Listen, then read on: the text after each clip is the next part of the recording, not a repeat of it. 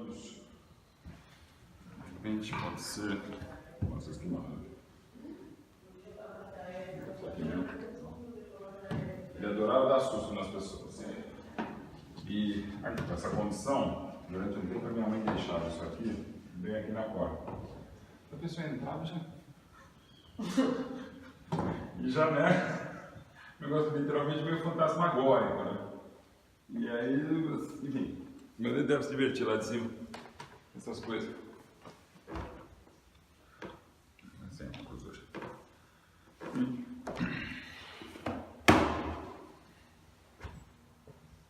E era muito divertido, cara. Eu mesmo levei uns 2 ou 3 sustos quando ele passou lá pra cima, de chegar de noite assim. Era um pouquinho mais alto, né? E é engraçado que fizeram vários e tinha um amigo nosso baixinho que ele ficou mais. Que ele achava o máximo, né?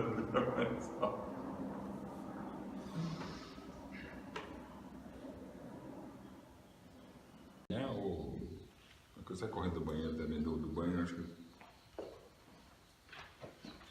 Mauro, bom dia. Bom dia, tudo bom? Tudo bem, graças a Deus, tudo ótimo. Que bom te encontrar. É a voz do PES. A voz do PES, também. Não é culpa minha, gente, é culpa do meu pai e da minha mãe.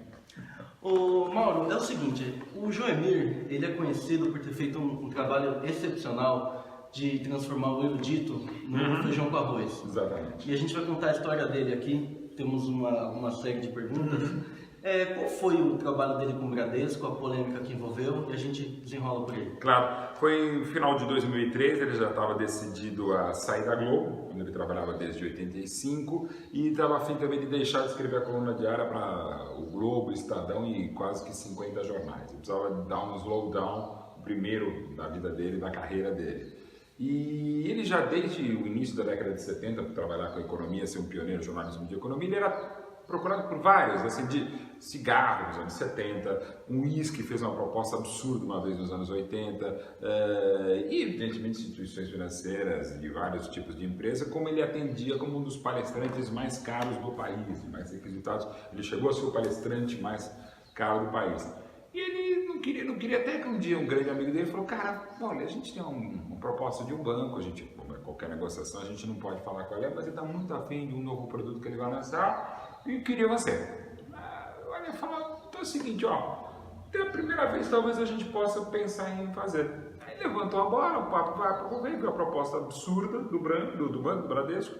Meu pai falou, quer saber, eu já quebrei vários paradigmas, ele sempre foi um defensor intransigente de que não deveria se fazer publicidade, propaganda, merchandising enquanto jornalista, mas ele falou, quer saber, eu vou fazer. E eu fui voto contra. Ele conversou com a família, eu conversei já jornalista com ele, e falei, cara, eu acho que eu não faria, mas é você que sabe, como você sabe. Ele acabou fazendo. E evidentemente suscitou uma série de polêmicas, algumas evidentemente mais pessoais do que profissionais. Aí eu entrei, deixei muito claro na época, falou, eu não faria, não queria que ele fizesse, mas se o meu pai anunciasse a venda de Sonrisal no oceano, eu compraria, que seria um bom negócio, porque eu acredito no cara, como meu pai, como pessoa, como cidadão, e principalmente como jornalista, principalmente não, ele também como jornalista. E aí se criou uma polêmica, a partir daí algumas coisas mudaram, inclusive eu fiz agora durante 2 anos a propaganda do Sporting Bet, que não é da família, apesar de Bet não é da família, que é um site de apostas mundial e que era uma propaganda que não é um merchandising da minha parte, usa a minha imagem, mas no sentido de fazer uma coisa que anunciasse falando da paixão, até o 2º ano do comercial, ele fala exatamente dessa paixão pelo futebol que eu tenho, paixão de pai, de filho e tal, esse envolvimento familiar. Então eu mesmo mudei e ele ajudou a mudar muitas pessoas nesse sentido. Ele foi um cara que a partir desse comercial mudou algumas coisas. Ele acabou sendo membro da Globo, saiu da coluna, o Estadão não quis que ele continuasse, o Globo também não, ele deixou de vez e mudou muita coisa, mas realmente foi uma polêmica interessante, que eu não gostaria que ele fosse vítima, porque o colocaram numa condição de onde já se viu, sendo que outros colegas dele já haviam feito antes, né? E mesmo ele fazendo a do Bradesco, não tem problema algum em trabalhar, elogiar o que era elogiável, criticar o que era criticável em banco, Bradesco e tal, qualquer que fosse, e manteve, acho que até o final da vida, que seria 9 anos depois, a mesma credibilidade, que é a nossa commodity, digamos assim. Se você não tem um mínimo de credibilidade, você não consegue trabalhar. E eu acho que tudo que ele havia construído não poderia ser, digamos, derrubado por um comercial. Só, a gente vai cortar rapidinho que a minha lente secou. Só um minuto, Mauro. Tá tranquilo. Eu sei o que é isso, aliás, estou no processo de põe lente, tira lente. Eu tive...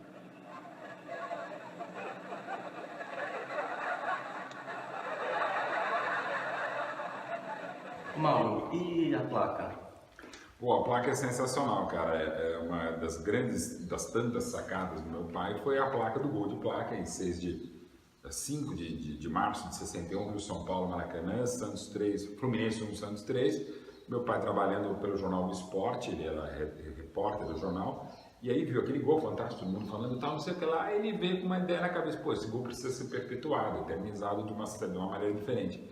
Aí conversando com o chefe dele, o jornalista Walter Lacerda, no Esporte, eu falei, cara, por que ele não faz uma placa? Aí o Walter achou uma baita ideia, pô, vai lá, faz o texto aí, e a redação era no centro de São Paulo, eu falei, pô, tem um lugar que faz placa aí, vai lá fazer, faz uma paga aí, depois acerta. Segundo meu pai, nunca acertava, faz parte, mas não tem preço, né? Aí ele fez a placa, escreveu a placa, fizeram a placa, um outro colega dele levou a placa para ser descerrada lá no saguão do Maracanã, se criou uma auê, não só para o jornal do Esporte, e logo depois, não se sabe exatamente quem, alguém fez um golaço no Maracanã e um narrador de uma rádio do Rio falou, pô, esse gol também merece uma placa, esse também foi um gol de placa. E papo vai, papo vem, pegou a expressão. Uns 5, não sei exatamente quando, 5, 6 anos depois, o pessoal começou a falar de golaços e não só no Maracanã, esse gol também vale placa. E criou-se a expressão gol de placa. Ou seja, o meu pai não criou a expressão gol de placa, mas criou a placa do gol por criação do Pelé. Passado o tempo, final da década de 90, o meu pai deu uma entrevista para a Veja e citou esse fato. E o Pelé não sabia evidentemente da placa, mas não sabia quem tinha sido o autor. E ficou muito feliz de saber, um cara que gostava muito do Pelé, gosta muito, que é meu pai. E aí, estava na época da produção do filme Pelé Eterno do Aníbal Massaíni. Aí me ligou o pessoal do Aníbal e também do Fantástico, meu pai estava na Globo à época, em 99, e falou, cara, vamos fazer uma homenagem pro seu pai, muito legal. Leva ele pro escritório do Pelé aqui em São Paulo e a gente vai dar, o Pelé vai dar uma placa pro seu pai, em homenagem à placa do seu pai do Pelé. E cara, meu pai não sabia, eu só falei, não, ô pai, vamos lá, o Pelé quer falar com você por causa da placa. Quer dizer, deu um briefingzinho até para levar meu pai no escritório do Pelé. Aí chegamos lá, tava o Fantástico lá fazendo matéria e tal, e pô, foi um negócio, é o grande prêmio da família, né, assim, não só do meu pai, até porque eu já havia 9 anos jornalista esportivo, cara, é uma emoção que não tem tamanho, o Pelé dá aí com aquela humildade, a simplicidade do Pelé, e dá uma placa para o meu pai, a placa é assim, ó, para o autor da placa do gol, uma placa do autor do gol de placa, assim, é um negócio sensacional. E ficou, né? O meu pai teve acho que 5 anos só como jornalista esportivo e fez muito mais do que eu nos meus 28 anos pela sacada genial. Mas ele só não continuou no jornalismo esportivo porque ele era muito palmeirense, ele era muito mais palmeirense do que jornalista. Eu sou quase isso, mas como meu pai também era mais brilhante e genial nesse aspecto, ele falou, cara, não consigo ser isento, imparcial e objetivo. Num derby, um clássico contra o Corinthians no Pacaembu, o meu pai, o Palmeiras fez um gol no final do jogo, meu pai começou a celebrar e olimpicamente, jornalisticamente, dando banana para a torcida do Corinthians na tribuna de imprensa do Pacaembu. Aí chegou, foi escoltado, saiu merecidamente escoltado do estádio, chegou na redação de um esporte, fez a reportagem que ele devia fazer do clássico e depois redigiu a sua carta de demissão, não só do jornal, mas do jornalismo esportivo. E depois de 4, 5 anos ele entrou na economia e fez a história que fez. Mauro, e como foi que ele se desenvolveu assim como alguém que popularizou os termos? Qual era o método? Isso evidentemente era um dom dele, natural, de simplificar as coisas. A gente sabe o quanto é difícil falar simples, e eu sei como jornalista também, como é difícil e eu não consigo, e ele conseguia. E a própria ida dele para a Globo em 85 o ajudou também muito, não só na, digamos, popularização, que não é nunca e não pode ser o objetivo do trabalho do jornalista, mas o fato que, quando ele era âncora, não havia nenhum nome, mas ele era âncora do Jornal da Band, Jornal Bandeirantes, na época ele chamava, ele tinha 40 minutos, ele apresentava junto com Ferreira Martins e fazia às vezes comentar 2, 3 minutos. O Jornal Nacional, o primeiro comentarista de economia do Jornal Nacional, ele tinha 40 segundos de hora e lá para explicar um plano econômico. E quase sempre, como na economia do Brasil, ele explicava. Então ele já tinha uma grande capacidade e teve que desenvolver ainda mais para tentar explicar uma coisa em 40 segundos. Então ele tinha esse dom natural, que o desenvolveu na escola, desenvolveu na faculdade de Sociologia, ele também tinha uma visão diferente de economia por ser sociólogo, e era uma mente muito privilegiada, um cara extremamente trabalhador, muito sério, e sério para trabalhar, mas ao mesmo tempo engraçadíssimo, uma figuraça, né? Um cara do senso do humor genial. E tudo isso facilitou para que ele pudesse ser, como se chamava à época, pejorativamente, ele sempre admirou e adorou, ser chamado do chacrinha da economia. Graças ao grande Abelardo Barbosa, o chacrinha, talvez para mim, o maior comunicador da história da TV brasileira. E ele realmente desmistificava, ele pegava esse cassoulet e fazia um feijão com arroz, para quase todo mundo entender. E claro, até por conta disso, tem algumas simplificações que os economistas, os tecnólogos, tecnocratas, os donos do saber do economês, como tem o juridiquês, o politiquês, o futebolês, o sei lá o que leis, não gostam. Mas era uma maneira de popularizar a situação e foi, principalmente no início dos anos 70, quando o trabalho dele começou em 1970 na TV Gazeta e em televisão, na TV Gazeta, e a partir do rádio em 1972 na Jovem Pan, que ele conseguiu ser um cara multimídia, antes da expressão multimídia, e foi um dos maiores, se não maior, não, um dos maiores multimídias do Brasil em qualquer área do jornalismo. E nisso eu também tentei me inspirar. Mauro, qual é a influência do padre Donizete na formação? Total, né? Assim, a família da minha mãe, Dona Lucília, que é quem realmente entende de economia, né, em casa, do lado da minha mãe, do lado do pai da minha mãe, a tia do meu avô e dois tios do meu avô eram padre Marchetti e a Madre Assunta. O padre Marchetti é servo de Deus e a Madre Assunta está em processo de beatificação também no Vaticano. Um trabalho maravilhoso. Você pode não acreditar em santo, mas tem que acreditar em pessoas santas ou pessoas que fazem trabalhos maravilhosos como o padre Marchetti e a Madre Assunta. Então, ao lado da minha família, de mãe era completamente católico. Meu avô trabalhava como advogado da Cúria Metropolitana e diretor da Rádio 9 de Julho, que era ligada à igreja, onde os meus pais se conheceram, inclusive. Meu pai era apresentador, minha mãe era produtora e filha do diretor. Meu pai deu o golpe do baú casado com a filha do diretor. E meu pai também tem esse background, digamos, católico, porque ele era de Tambaú, moleque, 5, 6 anos de idade, se não me engano, quando chegou um padre novo para a cidade, que era o padre Donizete. E logo, uma das primeiras coisas que ele fez foi conhecendo as famílias, então ele soube que a mãe do meu pai, minha avó, estava com um problema de diabetes, que teria que amputar os 2 pés, muito jovem. E o padre foi lá conversar com ela, conversou e falou: você não vai precisar amputar, vamos rezar, não sei o que lá. E o meu avô ficou louco, falou: cara, chama um padre agora, fala diferente do doutor. O médico sabe, não pai. Bom, para resultado, minha avó teve sempre um problema de diabetes, mas não precisou amputar. E aí se criou uma identidade do padre com várias pessoas da cidade, com a minha avó, quase com um milagre. Ele fez com que o meu pai, que era gago, deixasse de ser gago, curou a gagueira do meu pai, à base de uma Maria e de uma sopa de quiabo. E isso foi aproximando meu pai do padre Donizete, e o padre Donizete gostou do meu pai. Encasquetou com meu pai virou coroinha do padre Donizete, virou secretário do padre Donizete, e o padre Donizete era um padre milagreiro, né? Várias comarias do Brasil, da América do Sul e de outros lugares do mundo vinham para Tambaú. E precisava organizar. O meu pai era secretário dele e também uma espécie de assessor de imprensa. E fazia até boletins para a Rádio Nacional do Rio de Janeiro para contar os últimos do padre Donizete. E foi o padre Donizete que fez a cabeça do meu pai para ele sair de Tambaú, tentar vir de São Paulo. Viu o dom que meu pai tinha para comunicação, para ser jornalista, mas para ser jornalista numa época que não tinha nem a regularização da profissão de jornalismo, da obrigatoriedade do diploma, que só viria a partir de 69, durante a ditadura militar. O padre Donizete fez a cabeça do meu pai para fazer sociologia em São Paulo, e onde meu pai foi estudar, prestou vestibular, entrou e tocou a vida. E graças também ao padre Donizete, com as cartas de recomendação dele, meu pai foi arrumando empregos, aquele caipira lá de Tambaú, na região de Ribeirão Preto, tá? Com marca de São João da Boa Vista. O meu pai conseguiu empregos, inclusive, na Rádio 9 de Julho, que era da Cúria Metropolitana, e por uma coincidência que não tinha nada a ver, mas foi mera coincidência, ele conseguiu ser professor primário no orfanato Cristóvão Colombo, que havia sido fundado pelo padre Marchetti, meu tio, bisavô, e pela Madre Assunta. De algum jeito ele tinha alguma ligação com a Igreja Católica e com o próprio trabalho da minha família. Mauro, o Palmeiras surge em Tambaú. A identificação dele, como surge o Palmeiras na vida dele? É interessante, porque meu pai é de 1936, ou seja, ele era da época do Palestra Itália. Minha mãe nasceu em abril de 42, quando o Palestra Itália já era Palestra de São Paulo, e em setembro de 42 viraria, com a arrancada heróica, o Palmeiras.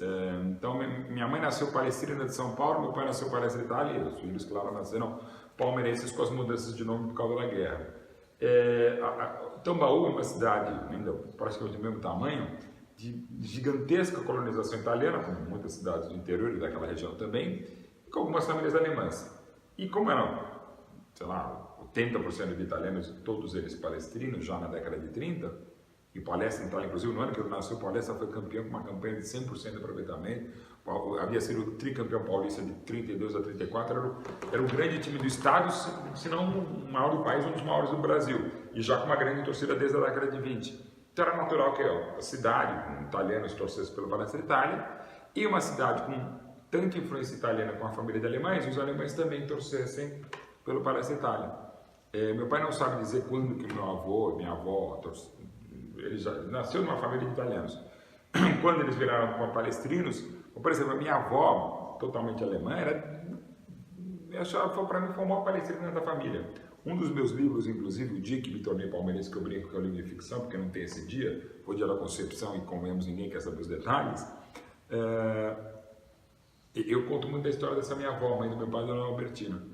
E, cara, a família inteira era palmeirense. Então, assim, e ele, como ele falava, sempre falou, ele não era só um palmeirense patológico, ele era patogênico, porque ele inoculava o palestrinismo, o palmeirismo, o espírito do porco e a alma de periquito na família inteira. Então, a família inteira do meu pai é palmeirense, a gente casa com palmeirense, quando não é, a gente converte, né? Então, assim, e foi o Palmeiras, o amor ao Palmeiras, o amor ao futebol que levou meu pai para o jornalismo esportivo. E eu posso dizer, eu como jornalista esportivo há 28 anos, é o amor pelo Palmeiras, desde que eu nasci, eu fui concebido há 50 anos atrás, que me fez ser jornalista. Eu vou um dia me aposentar do jornalismo, mas jamais vou me aposentar do Palmeiras. A gente vai para um rápido intervalo. Mauro, eu vou dar um rolê de skate ali, já falo vamos com lá, você, vamos tá? lá. Vai você, senão eu me quebro todo. Tá bom. Faz rolê mesmo de skate ou é só papo? Meu filho faz. Fazia, na verdade.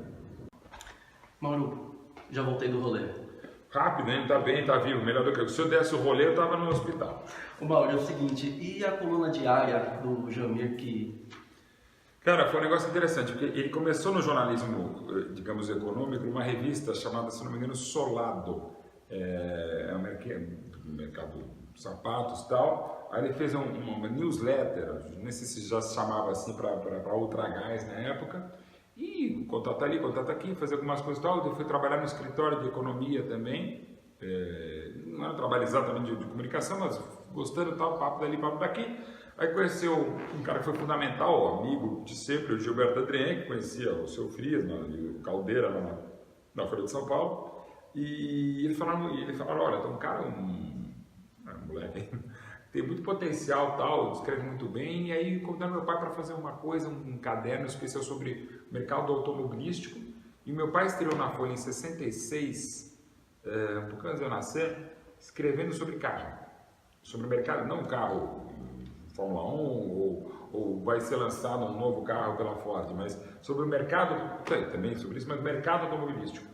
E já criou-se um estilo muito rápido e tipo em um ano ele foi um dos caras que, se eu não me engano, ele é o primeiro editor de economia, um dos primeiros editores de economia, da editoria de economia da Folha de São Paulo, isso em 67. E muito inspirado por outro brilhante jornalista, o Aloysio Biondi, ele começou a mudar um pouco a cobertura econômica, o enfoque econômico. Mas ele, como eu, e até nisso ele também era muito superior a mim, ele tinha capacidade de direção e tal, mas não é um editor por excelência.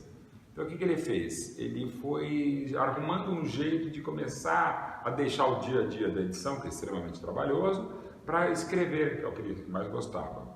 Para tentar, inclusive, palestrar, não só como grande palestrino, mas a grande paixão dele, o grande dom dele, que era dar aula. Então ele começou, desculpa qual a pretensão de dar aula na coluna diária, mas enfim, ele começou até que, se não me engano, exatamente em 1º de janeiro de 70, ele começou no jornal Folha de São Paulo a assinar a coluna Notas Econômicas, que já existia um espaço, assim, se não me engano, na Folha de São Paulo, na época tinha notas políticas, notas internacionais, notas econômicas. E só que ele passou a assinar esse espaço que tinha, então, Notas Econômicas pelo João Mirbetti. Isso a partir de janeiro de 70. E logo em seguida, como eu falei, em 25 de janeiro de 70 foi fundada a TV Gazeta, que tinha uma espécie de uma colaboração com Frias, com Caldeira, donos da Folha, e com a Fundação Casper Libero, e ele começou a apresentar um programa chamado Multiplicação do Dinheiro, se eu não me engano, na TV Gazeta. E aí ele foi, aí sem dúvida, foi um precursor do jornalismo econômico na televisão. E aí em 72 ele veio para a TV Record, já em rede nacional, aí em 75 a Bandeira desistiu da carreira. Mas a coluna começou em 70 e foi, como eu disse, até 2003, quando ele teve essa questão do Bradesco, que levou ele a deixar. Ele ainda continuava escrevendo no site dele, né? E ele também recebeu uma proposta maravilhosa para ir para a Veja, logo depois que ele saiu da Globo, para virar vice-presidente do Jornal do Brasil, mas ele não quis nenhuma dessas, ele queria dar um slowdown, que ele não conseguiu dar direito, né? Desde que eu era um pouquinho mais velho, ele falava, um dia eu vou largar tudo, vou para Campos do Jordão, vou fazer só o que eu quero, de rádio por telefone, nunca. E ainda bem que nunca, porque eu acho que a gente não pode parar. Ele era um grande exemplo de como começar, de como se manter, de não pode parar. Ele ficou em televisão de 1970 até a morte dele em novembro de 2012, até agosto, quando ele foi internado a primeira vez, foi em começo de setembro de 2012. Até o final de agosto ele estava no ar. Num período que ele ficou 10 dias, saiu do hospital, mas teve que voltar, que estava muito fraquinho, ele teve um dia que ele trabalhou na rádio.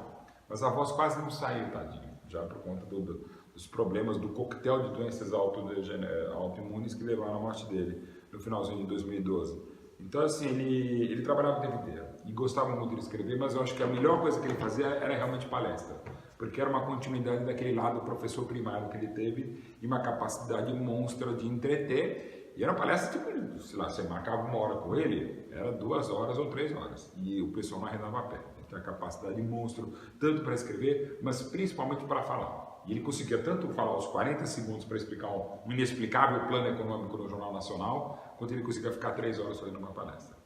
Mauro, ele sentiu a transição da máquina de escrever para o computador? Nossa! Nós sentimos que a gente ajudou muito a Cecília Zione, que, bom, sou um pouco suspeito, ela é irmã da minha mãe, casada com o irmão do meu pai, ela é minha madrinha, eu sou padrinho do filho dela e o filho dela é padrinho do meu mais velho. E a Cecília Zione, brilhante jornalista, mãe de outros 2 grandes jornalistas, a Graziella Betting e o Eric Betting, que também transita entre o lado econômico do João Betting e o lado esportivo do Mauro Betting, e outro brilhante jornalista, como a irmã, a Graziella. A Cecília sempre fez de tudo e ajudou nessa transição. Uma outra pessoa também, a secretária querida Ângela, a pessoa mais importante disparada na vida do meu pai, o alicerce da família, que é a dona Lucila, minha mãe. A gente deu uma ajudinha, assim, meu irmão também sempre foi bastante antenado em gadgets para ajudar. Meu pai no comecinho, ele ia até com a Cecília, ele meio que digitava, eu escrevia na máquina de escrever, a Cecília passava no computador, até para ir para o teleprompter no Jornal da Band, eles trabalhavam muito tempo juntos. Minha mãe trabalhou muito tempo com meu pai na Bandeirantes e principalmente na Globo, ainda nessa transição tecnológica, mas o meu pai apanhava muito. Meu pai chegou, na época que não tinha como não ter computador, ele chegou a comprar uma máquina de escrever, olha, até me deu um branco, não lembro nem como é que chama a máquina de escrever. Mas aquela máquina de escrever que você escrevia e ela, sei lá que jeito, ela escrevia, não é que você ia escrevendo como era antigamente, ia vindo. Você escrevia a frase inteira, parava, daí ela vinha de uma vez só. Ele tinha uma máquina eletrônica, uma máquina de escrever quase que eletrônica mais avançada, porque na verdade era um calhambeque, né, do que era já um computador. Mas ele apanhou muito. Mas depois, nos últimos 12 anos, ele já estava um pouquinho... Tinha um site muito bonito, desenvolvido pelo meu irmão, mas ele já estava um pouquinho mais antenado. Mas ele sofreu demais e foi um dos últimos a passar para o computador. Mauro, uma coisa interessante, o Joemir, eu entrei no site, excelente, ele não chegou a ter blog. Não, engraçado, como você sabe, primeiro vieram os sites, depois os blogs, e aí aquela, então fazer um blog, eu falei, não, escreve no site, não precisa de blog e tal, e ficou, assim, e confesso também, a gente conhecendo o velho, e bota a velho nessas horas, ele falou, não, babou, segue o jogo, o acesso já foi muito legal do site, ele falou, não precisa, digamos, de um blog, né? Então ele ficou, ele fazia textos lá e ele já estava também escrevendo menos, né? Digamos, se ele tivesse ainda vivo hoje, possivelmente ele está tentando trabalhar em tudo, mas eu acho que era possível de ele estar agora fazendo um blog. A gente ia dar um jeito de alguém ajudar a escrever, ele ia estar fazendo um blog, porque ele era uma mente muito privilegiada e não conseguia parar quieto. Mauro, e esses 2 livros que ele escreveu, Na Prática, a Teoria? Outra de 73 e os Juros Subversivos de 85. Ele é um vagabundo, né, nesse aspecto, cara. Eu que sou só eu já escrevi 16 e estou escrevendo 5 livros ao mesmo tempo agora. Uma coisa que é mais fácil escrever, que é futebol, embora eu escreva de música, escrevi também bastante de jornalismo, principalmente jornalismo esportivo e livros. fiz documentário, tal, fiz um monte de coisa, e enchi o saco, pai, pelo amor de Deus, velho, você, né?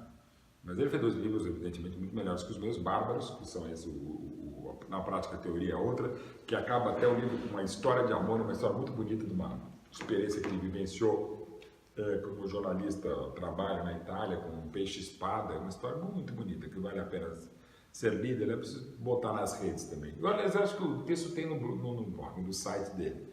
E o Júlio Subversivos é um negócio muito bacana também, porque em abril de 85, um pouquinho antes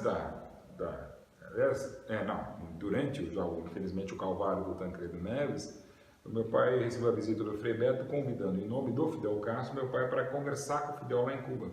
Não era uma entrevista, é o Fidel que queria conversar com meu pai sobre economia, política e tal. E pô, uma chamada desse tem que ir, né? E ele foi, era o início mesmo da redemocratização, ficou uma semana lá, conversa de 8, 10, uma casca do Fidel, né? E voltou e combinou com o Fidel que ia escrever um livro sobre as conversas, né?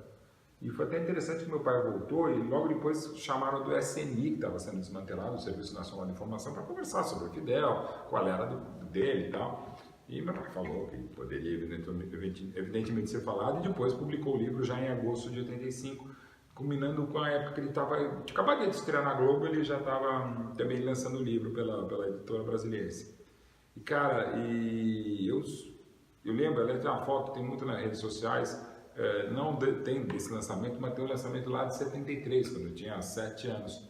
E é uma foto muito bacana, que está meu pai lá dando autógrafo, se não me engano, até para o governador do estado na época, que era o Laudo Natel. E eu assim atrás, tipo um terninho, né, de 7 anos de idade, todo orgulhoso, eu achava o máximo. Falei, nossa, eu já sabia para fazer televisão, rádio, jornal, achava legal também. E eu já queria ser jornalista, e meu pai falou, caraca, o cara fez um livro, né? Caramba, fazer um livro. E aqui, coincidentemente, na frente aqui está um livro o que eu fiz do São Marcos, que é o best-seller, o mais vendido do Brasil, durante 3 semanas. A época foi o maior lançamento da história do Brasil, não por mim, mas Marcos e pelo Palmeiras, com mais de 8 mil pessoas lá na Saraiva do Shopping Dourado em São Paulo. E cara, eu só lembrava que, caraca, eu lembro como era em 73, eu tudo maravilhado, e agora estou lançando o livro do Marcos, um dos maiores, se não maior ídolo do Palmeiras, um cara sensacional. E eu falava, cara, assim, uma das coisas assim que me deixa, até hoje, quando estou lançando, acabei de fazer um prefácio do livro que eu ajudei a coordenar, quando veio na mão, eu falei, caraca, um livro. E eu nunca vou esquecer essa sensação que eu tenho ainda hoje de criança, é a mesma quando eu vejo essa foto, eu lembro daquele lançamento do meu pai, e ao mesmo tempo a única coisa que eu cobrava mais do meu pai, que ele tinha que ter feito mais livro. Mas tudo bem, a gente vai compor isso aí até com uma biografia que vai ser lançada, não sei quando, mas não muito distante, uma biografia dele. Olha, qual é a importância e a identificação do Joemir com a Bandeirantes? Cara, é muito grande. Até recentemente desculpa falar de novo de mim, mas é que a história meio que se confunde. Eu entrei até numa polêmica com o pessoal do jornalismo da Band, que são meus amigos queridos, que talvez eu não devesse me meter por uma série de motivos, até por questões éticas, mas ao mesmo tempo eu acho que aí com uma pretensão, arrogância e petulância e jactância própria jornalista, eu falei, cara, a gente tem uma certa história nessa casa, a família, né? Principalmente, evidentemente, meu pai. Então a gente tem uma certa responsabilidade se estão agindo de maneira jornalisticamente responsável. Então assim, meu pai, ele na Bandeirantes, ele foi da Rádio Bandeirantes de 77 a 85 e voltou em 2003 até morrer em 2012. Na TV Bandeirantes ele foi de 77 a agosto de 85 e voltou em 2003 até também quando saiu. E quando ele saiu, o dono da Bandeirantes, o presidente da Bandeirantes, o Johnny Saad, falou ali no velório que ele não seria substituído no Jornal da Bandeirantes, no Jornal da Band, no Jornal da Band com Tauticiana e com o grande Boechat também, porque ele era insubstituível. E agradecendo sempre a família Saad e a todo o grupo pelo insubstituível, e é pela característica dele assim mesmo. Ele foi, não vou dizer que é maior ou menor, um dos maiores, mas assim, ele foi muito importante para a Bandeirantes e a Bandeirantes foi muito importante para a nossa família. Eu preciso até fazer as contas, mas assim, entre idas e vindas entre rádio e TV Bandeirantes, eu acho que dos meus 29 anos de profissão, uns 18 mais ou menos, eu trabalhei lá. Né? E meu pai passou por momentos maravilhosos, momentos de alavancar, a Bandeirantes que o levou para a Globo, quer não querer é a Globo, né? E eu até não queria que ele fosse para a Globo, eu queria que ele permanecesse na Bandeirantes, mas depois eu entendi rapidamente que ele tinha aqui, foi maravilhoso ele ter os 19 anos que ele participou, que ele trabalhou nas organizações Globo, mas assim, a Bandeirantes é muito especial para nós e para ele, até porque a Bandeirantes tem esse sentimento que não é um lugar para trabalhar, é uma casa. É quase que uma família. E até uma família a gente tem o direito, entre aspas, o direito, ou sem aspas, de meter o pé dele, como eu fiz agora recentemente, e como ele sempre teve esse carinho. Até que a gente está conversando aqui na casa dele, que ficou de 150 metros da Bandeirantes. E não era por acaso. Aliás, quando ele veio para cá, ele ainda estava na Globo. Talvez lá no íntimo ele falou, pô, aqui vou poder ir a pé, como muitas vezes ele ia e voltava. Né? Então é uma casa muito querida, tanto a TV quanto o rádio. Eu sou filho do rádio, já falei, meus pais se conheceram na Rádio 9 de Julho. E meu pai, assim como eu, a coisa que a gente talvez mais gostasse fosse rádio. João Bandeirante Gente, com o Zé Paulo, com o Salomão, com os outros colegas que trabalharam com meu pai lá no Gente todos os dias, a partir das 8 da manhã, era um lugar que ele ia com um imenso prazer. Não dá nem para dizer que era trabalho, era um imenso prazer. E tudo isso faz parte do carisma que tem a Band e tem o Grupo Bandeirantes. Paulo, ele era fã de jazz? Cara, de música ele gostava, pegando assim, digamos, cronologicamente, ele gostava muito de big bands, né? Glenn Miller, Tom Dorsey, Benny Goodman, até porque era ainda um boom, ele cresceu, se você pensar, entre 36, 42, 43, aquela coisa das big bands. Aí ele teve uma fase assim aí pensando, indo numa família de italianos, ouviu muita música dos cantautori italiani dos anos 50, 60, então Sergio Endrigo, Domenico Modugno, pegou também uma fase de música napolitana, eu diria que ele gosta mais até de óperas, áreas, do que propriamente de jazz. Pegou alguma coisa de jazz também por conta do meu irmão mais velho, que ama, um aficionado, ouviu algum rock que eu pegava também. Ele tinha um gosto eclético, mas eu diria que ele gostava, o que a gente costuma, eu acho horrível a expressão, mas tipo easy listening, que você tem craques, gênios como Frank Sinatra, você tem Tony Bennett, você tem Nat King Cole, e ele era muito, digamos assim, versátil, muito eclético. E ele, pelo menos isso eu aprendi com ele, não escrever tão bem, mas escrever com música também. Então meu pai sempre escutava música, ouvia música, ele inclusive com a minha mãe, como eu disse, eles se conheceram na Rádio 9 de Julho de São Paulo e apresentando, entre outros programas, o programa Bombons de Música para Petizada, olha o nome do programa. E que mostrava muita música italiana, muita música pop no início dos anos 60. Mas assim, ele teve uma influência menor do rock, mas dá para dizer que do jazz, desse tipo de big bands, ele ouvia bastante e ouviu a vida inteira. E depois, muita música clássica. Ele, nos últimos anos, ele não vou dizer que ele se especializou, mas ele passou a consumir muito música clássica e com o CD, nossa, é verdade, o CD já é algo meio antigo, mas enfim, ajudou a facilitar, porque ainda às vezes ele estava escrevendo, botava uma LP na vitrola, tem que virar um lado do CD, muito maior, então ficava mais fácil. E às vezes até ele ficava tão absorto escrevendo, estudando, que às vezes eu chegava e falava, pai, não está ouvindo música? Eu falava, acabou a música. Acabava o CD, ele passava. Aí quando inventaram a disqueteira de CD, isso pelo menos foi minimizado. Mauro, é o seguinte, sabe a Mesbla? Sim. O lançamento do Plano Real. Fala um pouco, fala desse trabalho que ele fez e qual foi o peso no trabalho dele do Plano Real. Cara, foi muito interessante, assim, ele fez vários, e tem vários, esse é um vídeo mais famoso, né, porque também foi, digamos, tá na rede, tá no YouTube e tal, mas ele fez muita coisa, né, de comunicação interna, ele também foi um pioneiro, né, com outros grandes companheiros, o Sérgio Mortamella, da TV1, por exemplo, contratava muito ele, e ele fazia muito bem, né, ele fazia eventos, palestras, e fazia esse tipo de eventos também.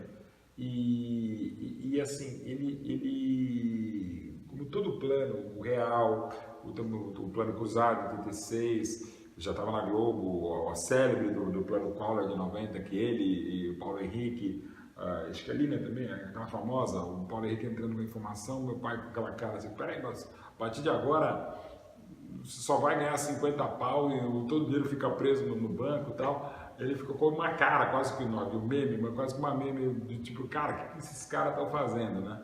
Então assim, ele foi, digamos, até para, como a gente falou no início do papo, ele foi muito importante para a sociedade, para poder tentar explicar as coisas absurdamente inexplicáveis. E ele fez realmente muita comunicação corporativa, fez muito evento e fazia muito bem, que ele tinha uma faixa boa, aquela cara de general alemão, tal, ajudava. Insisto, esse cara aqui, ó, do totem aqui, ele no fundo é mais esse cara assim, risonho, do que um cara sério, né? Ele não era de rir muito, mas era de tentar fazer rir muito, e era uma figura, cara. Eu sou um pouco mais do lado italiano, mais histriônico, falastrão, me mexo e tal, mas meu pai falava pouco, mas falava o suficiente e era muito engraçado, cara. Ele era muito divertido. Às vezes o pessoal falava, mas você é bobo alegre, né? Nem parece pai, filho do seu pai. Eu falo, não, que vocês não conheceram realmente meu pai. Meu pai era um sujeito não só irônico, mas era muito engraçado, metido engraçado e muito figura. Vou tomar um café ali, Mauro. Vamos lá, café, Tá, melhor. só um minuto. Café eu tomo, eu caí com skate com você. Tudo bem.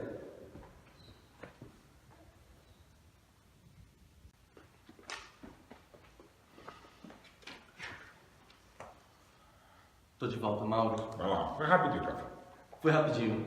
Mauro, e o Esporte Clube Pinheiros? A identificação, o tênis? Olha, sabe o que é interessante? Interessante, enfim, não sei se é o tema, acho que não é. Mas no velório, no caixão, ele estava com a bandeira do Palmeiras, claro, ofertada pelo então presidente o Arnaldo Tironi, e também pelo que viria a ser presidente o Paulo Nobre, também amigo de família, e como a família Tironi, e ofertada pelo presidente Marino do Esporte Clube Pinheiros. Ele era palmeirense, acima de tudo, e a gente não quis ser, e meu pai também, evidentemente, não quis ser sócio do Palmeiras, só quis ser palmeirense, só quis ser torcedor, até para não ter nenhuma injunção, influência política, mas ele era até conselheiro do Pinheiros. Assim, o Pinheiros, a gente, a família entrou em 73, e até pela proximidade de casa, sempre foi um lar e queria todo dia. Quando ele voltou a fazer o Jornal Bandeirantes, Gente, na Rádio Bandeirantes a partir das 8, ele não conseguia ir direto. Mas antes da Globo, quando ele não fazia nesse horário, cara, era todo dia. Às vezes, mesmo com gente, ele ia às 6 da manhã chegar para jogar tênis, que ele abraçou o tênis, acho que nos anos 90, virado dos 80 para 90, porque daí ele já não estava mais na melhor condição física para jogar vôlei, como ele jogou de 73 até o final dos anos 80, e foi passando a turma do vôlei para o tênis, que no vôlei você precisa subir, né? O tênis você dá suas raquetadinhas, um pouquinho, e tudo bem. Então ele realmente jogou muito tênis, e no Pinheiros, a turma de amigos dele era a turma do Pinheiros, tanto do vôlei quanto do tênis. Mauro, qual era o café da manhã dele? Você tem Cara, boa pergunta. Era café e pão, basicamente. Assim, pão, ele sempre foi um apaixonado, cara. Pão, ele tem várias fotos dele babando em padaria aqui ou fora, tal, e ele era ótimo porque ele trazia os novos pães para a gente. Pão era a paixão dele. Mais que tudo, frios também, queijo, presunto, salame, tal, frios. Mas era pão e café. E café realmente... Só que, coitado, ele teve 86 acho que... Sei lá, mas em 86, eu falo precisar o mês, não sei. Em setembro de 86 ele teve uma úlcera muito forte, e ele ficou 10 anos sem tomar café. Aí voltou a tomar bem. Mas ele ficou um tempão sem poder tomar café por conta dessa condição de saúde. Mas o café dele era café e pão. Né, Tuti? Esse pedaço de pelo que tá vindo aqui é Tuti. O Jair gostava de animais? Cara, então, ele cresceu numa cidade, ele era bananeiro, né, de moleque, ele ajudava o pai a vender banana, tomate, tal, frutas, o pai trabalhava com isso.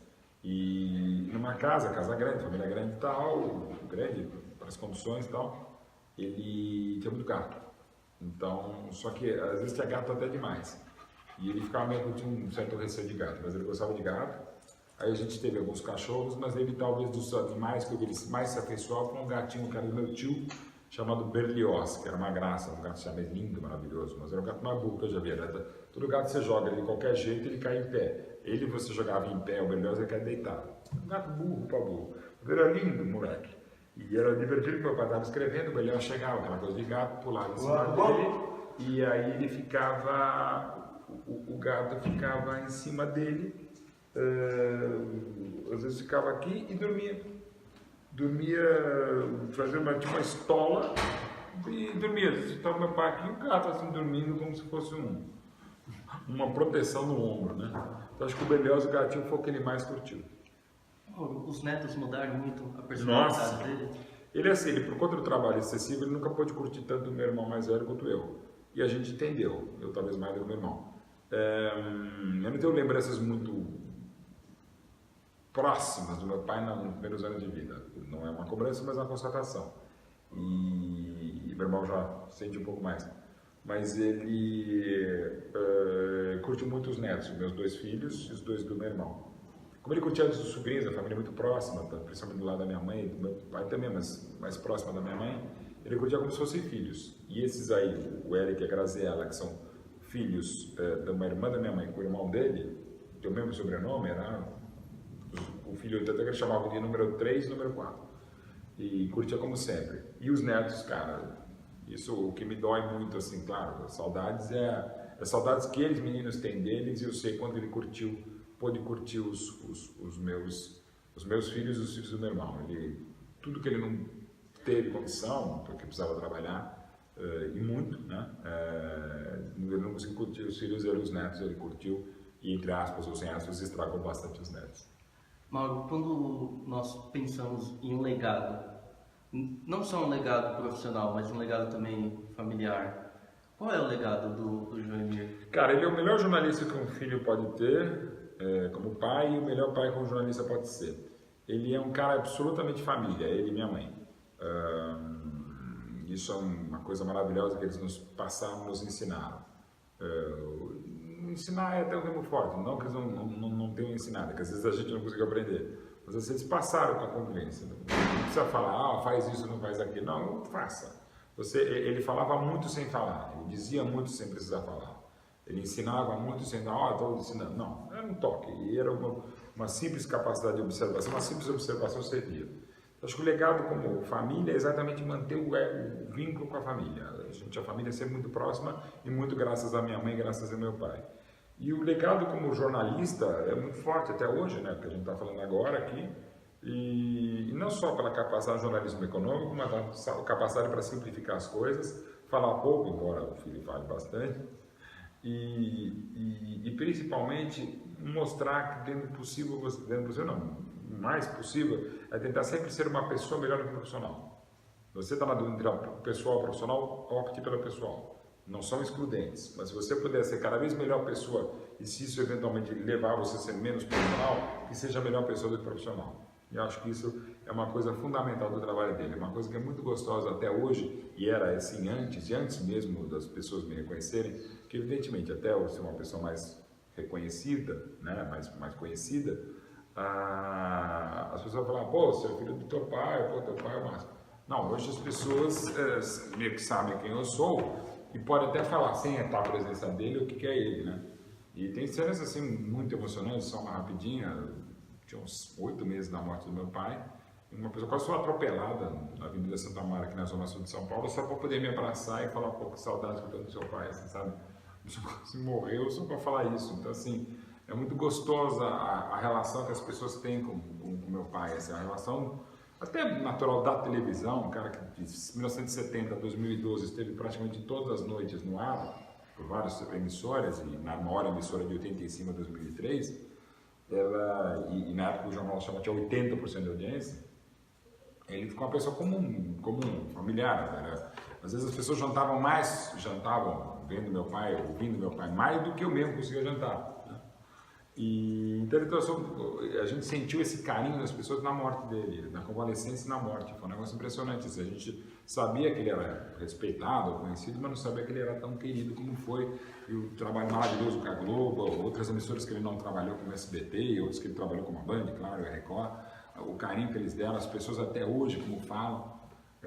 Até para mim, pessoalmente, é uma situação às vezes até complexa, que eu estou toda hora falando dele, porque toda hora alguém vem falar, pô, que saudade do teu pai, eu até falo, pô, gosto de você, mas não adorava seu pai, ou já várias vezes, não gosto de você, mas eu só te respeito, eu só falo com você porque eu amava o seu pai. Então é uma coisa muito, muito legal, e evidentemente eu como jornalista, seguidor, não da categoria, mas da profissão dele, e principalmente filho, eu não gosto de usar o termo orgulho, mas eu não tenho outra palavra melhor para definir, que eu tenho por esse cara aqui, é maravilhoso que a minha família tem, todos nós temos, e quem pôde conhecê-lo pessoalmente sabe que ele era um cara ainda mais legal fora do ar do que ele era extremamente profissional dentro do ar. Ouviu isso, Joemir? Muito obrigado, Mauro. Muito obrigado mesmo. Não, obrigado mesmo pela lembrança do velho, né, velho? E vê se daí ajuda o Parmeira em cima.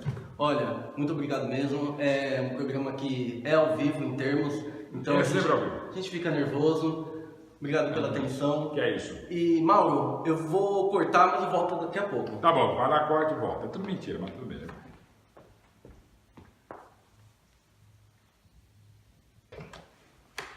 Mauro, tudo bom? Tudo ótimo. Mauro, a publicidade mente? Publicidade, o jornalismo, a igreja, os homens de Deus, não Deus, para quem acredita, para quem não acredita, politicamente, imagina a economia, a música, a arte, o cinema, mente. Às vezes deliberadamente, ou às vezes passa uma impressão para nós que é uma mentira, porque eu tenho uma outra verdade. Eu uso verdade mesmo entre aspas porque não tenho a verdade, tem a sua versão. Não é na minha área de jornalismo, a gente sempre busca a melhor versão possível dos fatos, não a melhor versão da verdade, porque isso é uma prepotência, uma arrogância, uma jactância. Então assim, a gente busca a melhor versão possível dos fatos. E a publicidade precisa vender seu peixe, dourar sua pílula, pratear o seu bolso, ferrar o seu consumidor, extrapolando, aí no caso a mentira. Mas é assim, você precisa passar uma ideia. E essa passar ideia na publicidade, no jornalismo, em qualquer outra coisa, cara. Então assim, você vende um produto. Se a pessoa vai comprar a ideia e o produto é uma outra história. Mas dentro do possível, você precisa passar o que for mais real, digamos assim, possível, a melhor versão possível dos fatos, né? Claro, não vou falar, ó, a cerveja te engorda, ou a cerveja consumida em excesso e tal, mas é o popular aprecio com moderação. É hoje a advertência no maço de cigarro, né? A coisa está mais explícita. Embora algumas vezes, por exemplo, e os exageros, por exemplo, de cerveja, o abuso do uso da mulher, por exemplo, na cerveja, da gostosona, tal, cara, tem muita coisa que se deve discutir, né? Os próprios campeões do banco, o banco é um ukulele e uma gaitinha bonitinha, os caras te esfaqueando pelas costas, cara. Não é sempre assim, mas é, digamos, extrapolando o estereótipo, já que estamos falando de propaganda e mentira. Assim, tem muita coisa que você precisa tomar cuidado. Mas eu acho que dizer que mente a publicidade, mente como outras áreas de atuação também mentem. Mauro, muito obrigado pela participação. Imagina que é isso, cara. Obrigado. Até a próxima. Até a próxima. Mauro, fica aí, por favor. Sim. Mauro, por favor, como é feito o PES? Cara, uma loucura. Primeiro, são mais de 200 pessoas no Japão, pelo mundo, que desenvolvem um jogo que é sensacional, que às vezes é melhor que a realidade, até porque o seu time na vida real não está legal, no PES você tenta ganhar, e às vezes nem assim a gente ganha. Mas enfim, o processo que me cabe, junto com o Milton Leite há 3 anos e antes, desde 2010, com outro grande mestre, outro cracaço, ídolo como o Silvio Luiz, é um roteiro, na verdade. É um game, a gente faz uma dublagem, né? Mas é um pouco além da dublagem, é um misto, é uma coisa impressionante. É uma coisa, dentre tantas coisas que eu fiz na vida, uma que eu jamais imaginei era fazer comentários de videogame desde 2010. E vai sair agora em setembro a versão PES 2019 da Konami. Que assim, é um roteiro que é feito no Japão, vai para Dublin, em Dublin se traduz do japonês para o inglês, aí se solta para 8 países do mundo, que tem a versão de cada país ou de cada língua. Aí chega no Brasil, é traduzido em São Paulo, e aí chega ao nosso estúdio em São Paulo para mim e para o Milton Leite. E a gente vai, com parte do roteiro, a gente vai interpretar esse roteiro. Não é para seguir o roteiro, é para dar o nosso jeito, para não ficar coisa mecânica, coisa robotizada, e a coisa que é dificílima, porque a gente, na verdade, comenta um jogo que a gente não está vendo, né? E em um jogo qualquer do PES, como é também do concorrente, entre uma gravação, mas no nosso caso vai desde 2010, entre um comentário meu que eu gravei em 2011, e o outro vai de 2014, vai um para 2017, volta para 2013, entra um 3 agora em 2019. É muito louco, né, cara? E são, às vezes a gente grava a mesma situação, alguns comentários durante os anos, gravamos situações novas, por exemplo, agora para 2019 tem uma situação que é, como é que é? Que é um bom exemplo, tem vários, mas que assim, é um time que está ganhando e leva a virada. Então, pô, tem 3 ou 4 comentários mais ou menos parecidos, que eu preciso mudar um pouquinho cada vez, para não ficar evidentemente igual, e que se encaixa com alguns que eu já fiz há 4, 5 anos atrás.